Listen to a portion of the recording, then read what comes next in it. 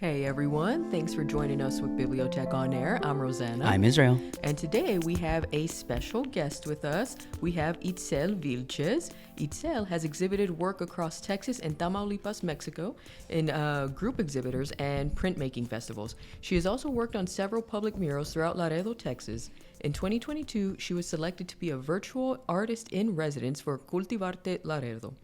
Itzel is currently a 2023 through 2025 grant recipient for the City of San Antonio's Arts and Culture Department. Yeah, so thank you for being with us. Thank you for having me. I'm really Yeah. excited for it. Before we get into our set of questions, could you tell us a little bit about yourself? Yeah, of course. So, my name is Itzel Vilches. I'm 26 years old. Um, I grew up in Nuevo Laredo, Tamaulipas, and then I moved to Laredo when I was about 9 years old. That whole experience really shaped what I do now in terms of my work. I went to the University of Texas in San Antonio for a degree in fine arts, and I studied printmaking. Printmaking was totally what I fell in love with, and it's been part of my life ever since. So really excited to share a little bit more about that with you guys today. Great, great. Yeah. So, when did you first discover your passion for art, and kind of what inspired you to pursue it as a career? So I was really young when I first started drawing. It was always, school notebooks, and I was Mm-hmm. not a very messy art kid, but I still did draw on the walls occasionally, so my mom says. Um, I do recall one thing when, thinking about this question is that my notebooks at school in Mexico were grids. And I think that like really influenced how I made my compositions. I feel like to this Interesting. day to this day, I always really make my compositions like very flat, and kind of like geometric. I don't Yeah. really do scenes in my work. And I think it was because it was I from the very beginning I always thought of it like in that way. I would always kind of like have a center subject and then Yeah. like draw kind of items around it. And then later on I kind of thought about it and I was like, is that weird? Like I should make more scenes, I should like do some depth in some of these. But then I was like, no, like that's what's really fun about like making work for me. And I like it allows me to explore a lot more color and a lot more Mm-hmm. textures Mm-hmm. and all that. But I kind of drew it back all the way to like my school days, Yeah. and those notebooks and how I would have stacks and stacks of drawings from there. But one thing was drawings, and then another things were stamps, which is really funny now looking at the fact that I have a printmaking degree. But when we were in Nuevo Laredo, we would cross the bridge, my mom and I, Mm-hmm. and we would go shopping around the shops there in downtown Laredo. And my favorite thing was going to the specific store and buying stamps. They had all sorts of stamps, and I would ask my mom, "Can I have three like this time, please?" And so I would collect my stamps, go back, and then like incorporate them in my drawings. And that was always such a fun thing. I was always so satisfied on like pressing ink to paper. And to this day, I find the same satisfaction. And so, did you going into college? Did you like know you're like, okay, this is what I'm gonna do? The crazy part is no. So I went into, once I was in high school senior, everyone knew me as the art kid. Like Mm-hmm. everyone knew me, like Mm-hmm. do your posters, do your murals. Like I was the girl. And so everybody knew me as art. And for me, it was always like there's no other option for me. Like Yeah. consider, the math and the engineering and I knew I was not a medical person. And so I was like, well, it's gotta be art. Like I don't know what I'm gonna do with it, but I know it's gotta be art. I'll Yeah. figure. But once I got to UTSA, because I did my first 2 years at the Texas A&M International University, which is in Laredo. Mm-hmm. In 2018, I moved to San Antonio. And so I finished off my degree at UTSA. Got to UTSA, and they have the most massive printmaking studio. And I walked in there and like my eyes like I can only gleamed. I was imagine. like, this is so cool. What is this? And so then they like kind of, introduced me to what like linoleum cuts are. And I'm like, Mm-hmm. oh, this has been it the whole time. I've just been waiting for this moment. Like, this is exactly what I should be doing. And so there was like no questions asked after that. I started taking all of my printmaking courses. And the nice thing with the printmaking degree was that we got to learn all printmaking techniques. So we got to learn linoleum, which is relief cut, like wood Mm-hmm. cuts, screen print, lithographs, Mm-hmm. etchings, all sorts of stuff. And so printmaking was still such a diverse option rather than just drawing, just painting, just ceramics. I felt like printmaking was its own world, and so it never got boring. Like it never, not not that any Yeah. other practice is still um so diverse, but printmaking was just so alive to me, and so I loved taking it, and I loved the group of people that I came with. I loved all of my printmaking friends that I'm still friends with to this day. It Great, was just such great. a great, cool community. So it was Nice. really, Yeah. It sounds like a very all-encompassing concentration, right? It sounds like it yeah, touches definitely. everything. Yeah.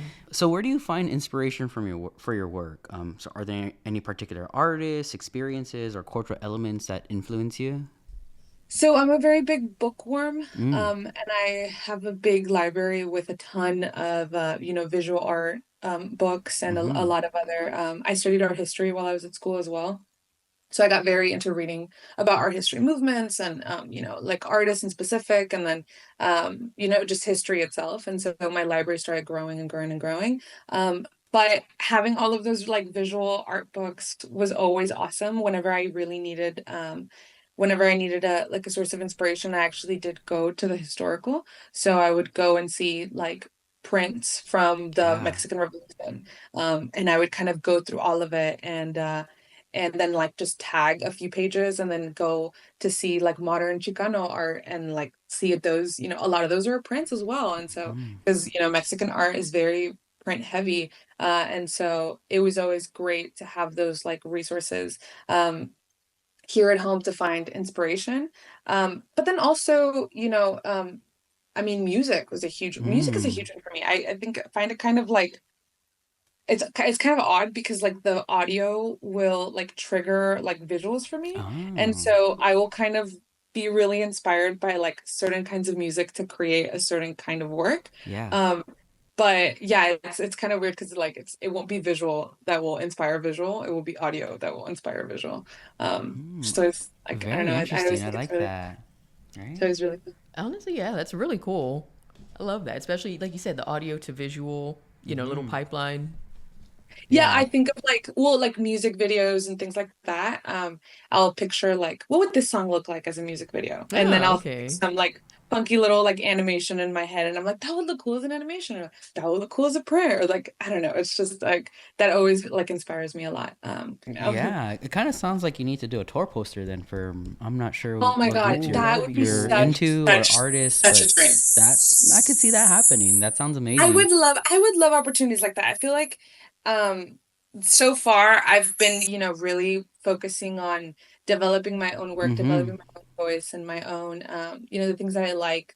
And also life, Yeah. like Yeah. happens. And so post pandemic, everything has been madness. And so I took a little bit of a break from art and then I continued back up.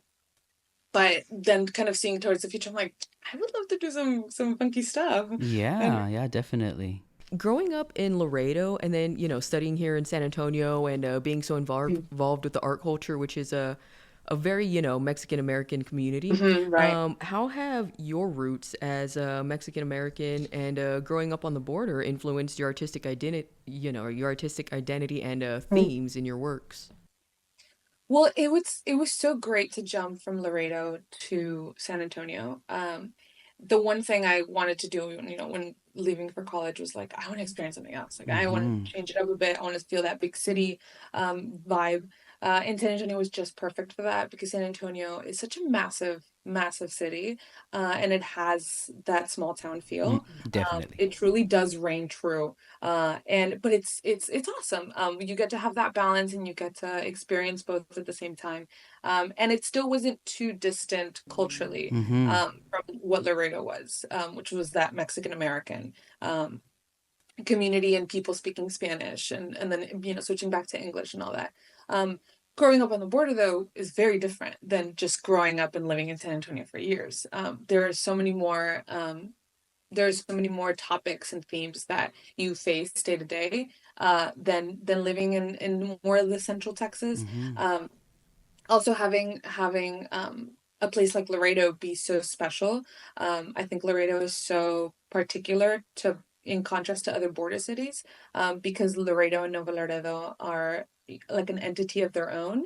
for their respective countries. I think they're so different from cities like El Paso or Matamoros or, Brownsville and all of Mm-hmm. that. Laredo and Nuevo Laredo are like siblings, and they're Mm. so far away from everybody. They're in their own bubble. And so culturally that like they share us so much. And I think that's something that I've always been very interested in portraying in my work. Um, and so, that always the more general answer is like the growing up on the border gives me this awesome like duality of seeing, Mm-hmm. two visual languages, to spoken languages, and getting to shift back and forth, really loving Mexican murals, but then also comics, and then also, like having that switch back and forth, not deciding, like not knowing what to decide at first when I was making art, if to become a more Mexican artist or a more American looking artist. Mm-hmm. Um, I have this quote that I love to bring up every chance I get. It's from a director, a female director, Mexican American, and her name's Natalia Almada. I learned about her when I was studying film, and she says that everything that she does in terms of content in her work is Mexican, but the way that she says it is American. uh, the way Mm. that she delivers it is American. And I always think about that, like how different would I be had I grown up in Mexico, as a woman? Like, would I behave Mm-hmm. differently? Like now I Mm-hmm. behave with this like American, Mm-hmm. audacity. Really, in some way, like truly, in some ways, culturally, we're so hung up on individuality here in the Yeah. United States, and something that's kind of that's not to say that it's that different in Mexico, but there is a shift. And so being on the border kind of got me to pull from both ends and figure out where my middle was. Um, but yeah, San Antonio was like, then after that, going to San Antonio was really great because I got to Mm-hmm. like have some footing in the art community there, and I loved everyone I got to meet, and all of the wonderful artists that were in my books that I'm Mm-hmm. studying, on like Mm-hmm. Chicano art. They're there in San Antonio. I got to meet them, and I got to talk to them, and only because I'm in San Antonio did I get that opportunity. And so I was very grateful that it actually, that's how things ended up working out. Yeah. So shifting over to like your printmaking. Yeah. So you work, as you mentioned, in a variety of printmaking techniques, reliefs, screen printing, lithography. Can you walk us through the process, your process, when deciding which medium best conveys the narrative you're trying to convey? Yeah, totally. So that's a great question because, like I said, printmaking is so diverse and so it's so versatile. And you can layer techniques on top of techniques, so you can layer lithography on Mm-hmm. top of like screen print and like all these other Mm-hmm. things, right? What changed for me, so much was that post, university, I no longer had access to like more complex techniques Yeah. like lithography. So lithography is done on like 600-pound stones, limestones, and then it requires like this like array of chemicals to Mm-hmm. etch, and then like to get a big press to withstand the weight, and then to like make this whole process go.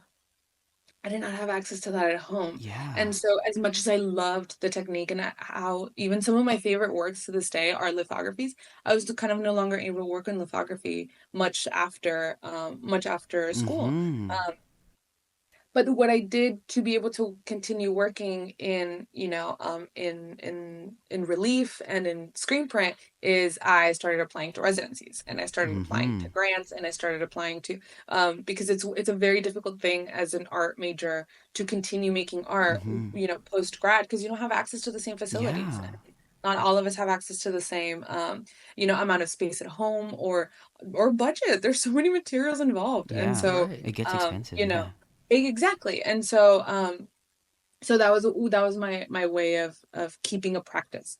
And it worked. I got to do so much work and got access to getting my own materials and kind of developing my own home studio, which was really awesome.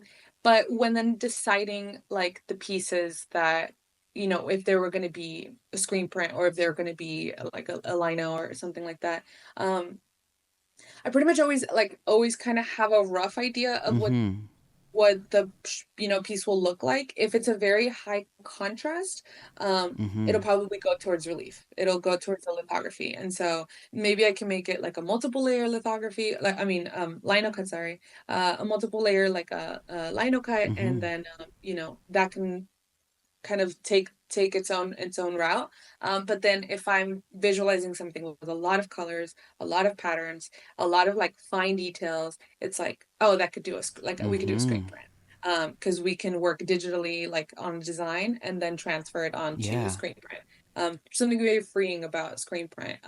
It's still very like material based, and there is a lot that could go wrong in each like layer of the process, but it does open up a whole lot more possibilities than other screen printmaking practices.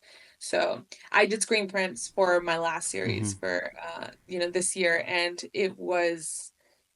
there were so many hurdles to jump, but they were also worth it because it's exactly what I was like visualizing Mm-hmm. for the series, and screen print was like the way to go for that. So Amazing, amazing. Yeah, mm. so for screen printing, I know it's like layers, right? That you could Yeah, different so layers, right? screen printing is a stencil-based Yeah. form of printmaking. Lino cut is a relief, which is kind of you're essentially making a huge stamp. You're Mm-hmm. carving out, Mm-hmm. material, and then you layer on some ink, press it onto some paper, and you make an impression. Screen printing is the opposite. You make a stencil out of your design, and it goes through like a fine mesh. Yeah. And so you run some ink across the screen and just push that ink right through, and that stencil will create like the exact design that you want on the paper. And then you get to work in layers. So you get to do like a Yeah. blue layer and then a pink layer and then a yellow layer. And then as those combine, they start, Mm-hmm. blending on the Yeah. paper and making some new patterns and color. And so you just mentioned one of the exhibits you had this year, ¿Cómo se dice? You had your first solo one too, Entre Palabras. Mm-hmm. Can you walk us through the steps of what it takes to put on like that first show and like what challenges you might have come across while getting ready for it? I was so excited and so incredibly petrified at the same time. And I think any good thing comes with a healthy dose of scaries. What do you call it? So it was really really wonderful to get the opportunity to show. So through the grant that I got this past year, I proposed a certain amount of work, and then just kind of, the idea was just to show it at the end of the period. What ended up happening is that I was lucky enough to book with Pressa Gallery, and in order to fill up the space, I brought in the rest of my work, and it became a solo Mm-hmm. show. And so it became a solo show, and I was like, oh shoot, like I have to work on all of it, like on top of what it was proposed for the grant. Kind of like now making sure that this was all a cohesive Mm-hmm. show. So that was like, oh my God, I have to do it. But it was really, really fun. And I was really happy with the way that turned out. And I was really honored to show at Pressa. I love Pressa House Gallery. And I've known them for years since I Mm-hmm. first moved to San Antonio. It's been such a wonderful space for me to always visit. And so I felt right at home like showing there. It felt really really wonderful. But yeah, in inside the show was a series of prints that I created this past summer called Como se dice, Mm-hmm. and there were six screen prints. They're 18 by 22, so they're quite massive. And it was six of them. Each of them had the whole Como se dice series was focused on Spanglish Mm-hmm. and Spanglish terms, and so each print was a Spanglish word, and they had its own imagery and you know, um, its own like visual like language, and they all were cohesive, but they were all very fun and vibrant and bold, and it was such a wonderful thing to explore, and also to practice because I haven't done a lot of screen prints since I was in college. So kind of developing my own studio here at home was like a trial and error situation. But I got through with it, and it was really great to Mm-hmm. pump out all of the work. Um, Yeah, and so so yeah. really fun. In terms of being a 2023-2025 grant recipient, right? How does how does that come to be? What does that application entail? Is it an application?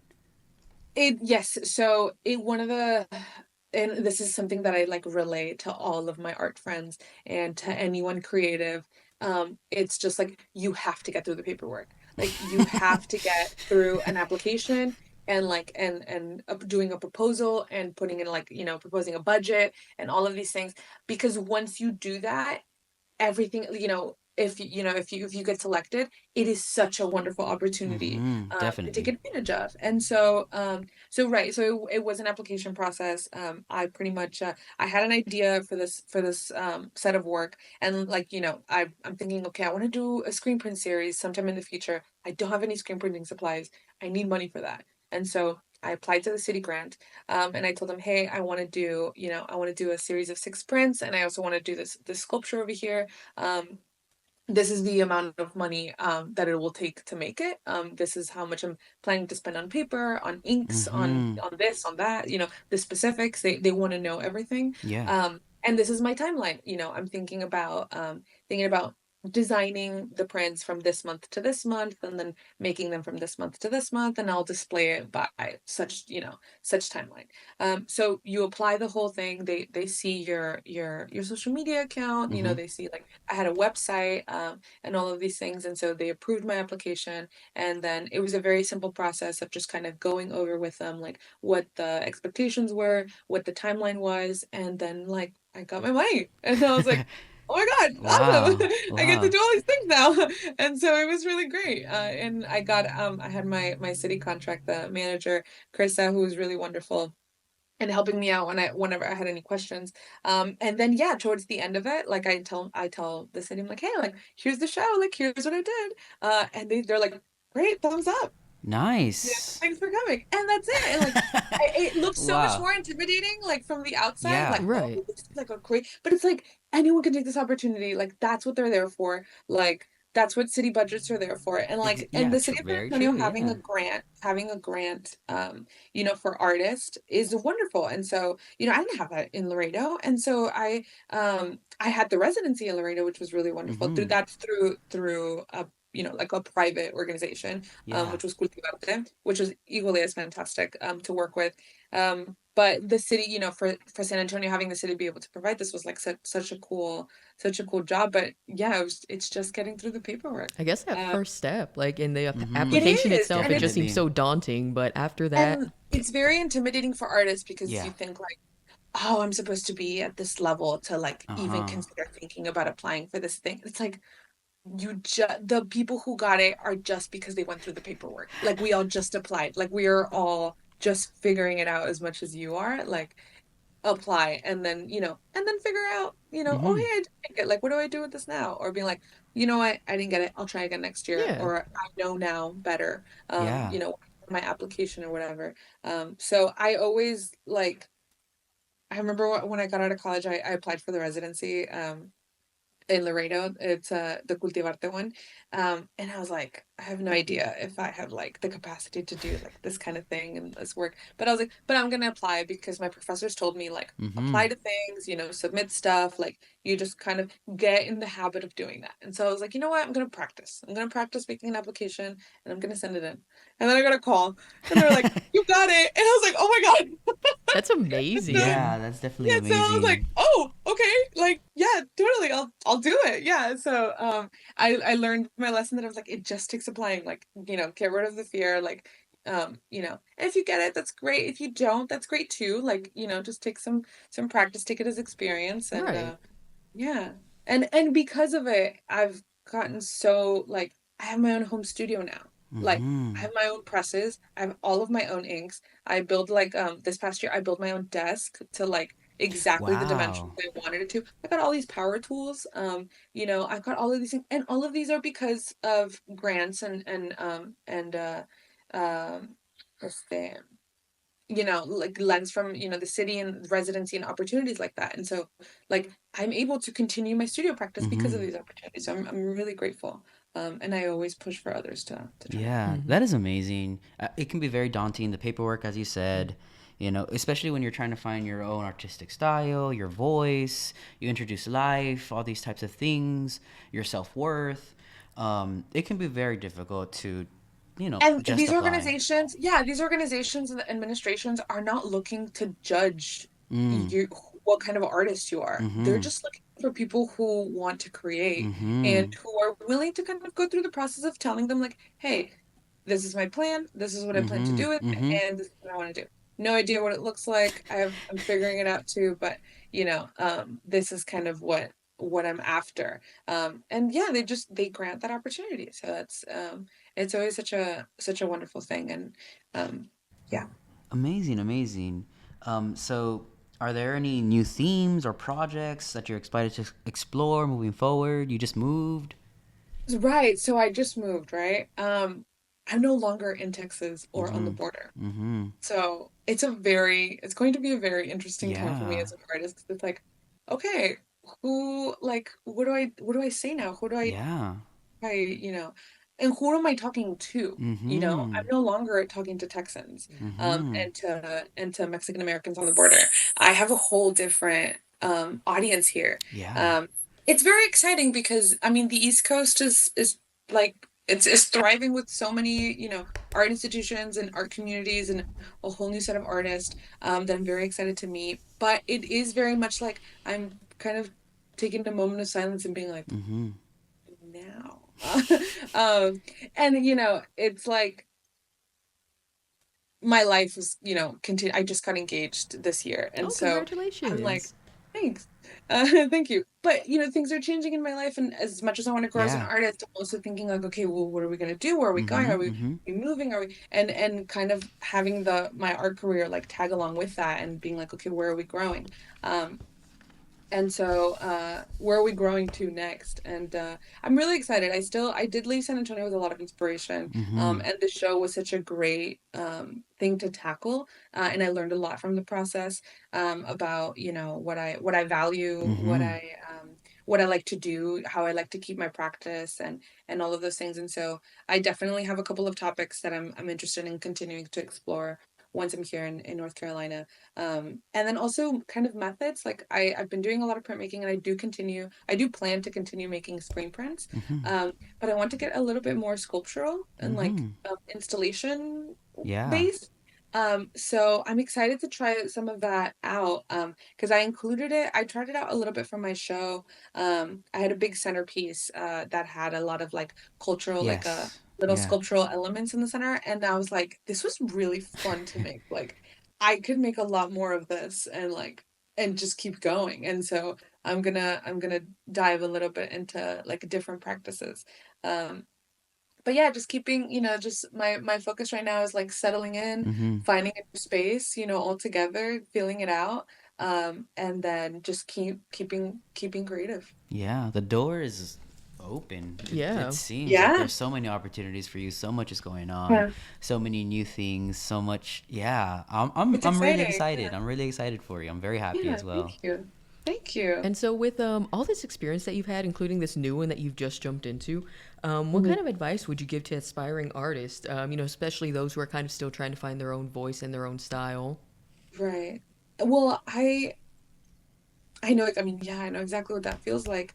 Um, and I will say that it lasts longer than you think it will. You think you'll figure it out in a year or two and that you'll be a different new artist by then, and you're not. You're Mm-hmm. just like you just have a few more pieces under your belt and you keep like still questioning everything.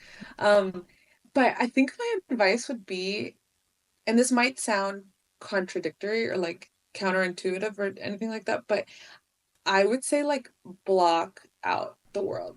Mm-hmm. Like, and I mean, for the most part, I do mean social media. Mm-hmm. Um, but kind of like block out social media, block out all of those, like, I used to be on Instagram so often, like, Mm-hmm. oh, I'll find inspiration here. Oh, I'll find what Mm-hmm. I like to do. I'll find like the one thing that I'm like that really connects with me, and then I'll do it. Mm-hmm. And it never went there. Like it just led to comparison. It just led to more like doom scrolling. It Mm-hmm. just led to more of that. And it's really hard to listen to yourself with so much noise. Mm-hmm. And so block out everything, like, like really take time to tune in with yourself and to listen to yourself and to hear, what feels right. Trying out, of course, like some of the best advices that I always got was like, find an artist that you really like and then try to copy their work. Try Mm-hmm. to copy their work, like, so that you can kind of get a feel for for what it's like to create something similar, and then like take a step back, now make it your own. And so that's always been great advice. But then finding yourself in a vicious cycle of like just copying work and Yeah. copying work and copying work. It's like you need to take a step back, cut all of it out, and then just listen to yourself. Because that's when you're very distant from like but what will people think? And why does it look like that? And I'm not supposed to be making work like this, and all of that self-doubt. When you disconnect from from social media, it all just goes silent.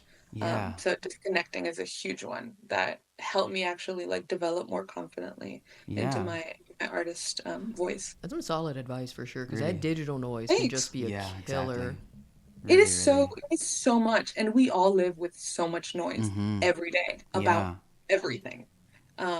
Sometimes we kind of forget like what we sound like. Yeah. Um, and so Especially when that's you're trying that's to find a voice and you're seeing all these ideas, these Yeah. yeah. inspirations, And it's The comparisons. tough when you're standards. young. Yeah, it's tough when you're young because you have no idea who you are. You're still Mm-hmm. creating that. Yeah.